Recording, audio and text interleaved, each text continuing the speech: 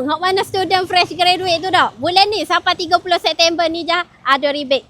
Ada rebate untuk kereta apa? Untuk kereta Myvi dengan untuk kereta Azia. Tapi untuk kereta Myvi semua spek. Untuk kereta Azia ni dia ada spek auto sahaja untuk yang ada rebate. Okey, untuk kereta Azia ni dok. Kalau hok ni Azia Evan warna coral blue. Saya mula tengok ni. Dia ada rebate dah bulan ni. Untuk Azia Evan ni dia ada ASA system kat sini. 2 mata untuk keselamatan. Lepas tu kita tengok bahagian belakang ni.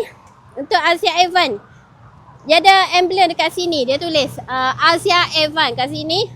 Lepas tu Smart Drive Assist. Ada ASA system. Ada driving, ada parking, ada headlamp. ASA ni untuk keselamatan kita lah.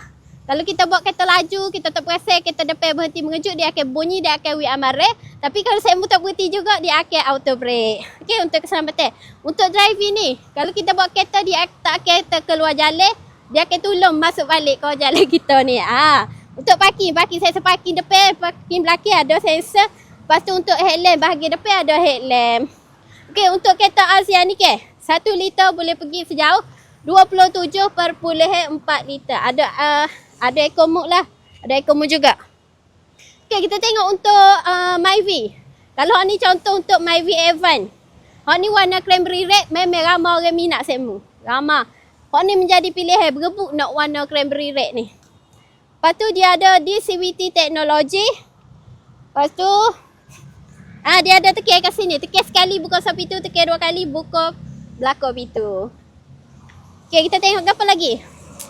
Sport ring pun comel sekmu. Sport ring pun comel. Ada 2 tone color. Warna silver, warna hitam. Lepas tu dia ada emblem belakang ni. Emblem. Kalau Myvi Evan ditulis Myvi Evan. Untuk Smart Drive Assist. Dia ada sepasat ni lah. Evan Safety Assist ASA untuk keselamatan. Driving Assist. Untuk ni. Pemanduan ikut jalan.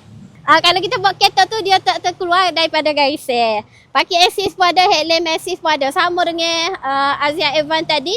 Lepas tu kalau untuk Myvi boleh pergi sejauh 21.1 km.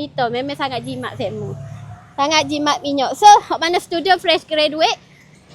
Bulan ni ada rebate lagi tapi terhad sehingga September ni je. Mana nak beli Myvi, nak beli Azia tu boleh terus Roger Fira SM. Okay? Roger Fira.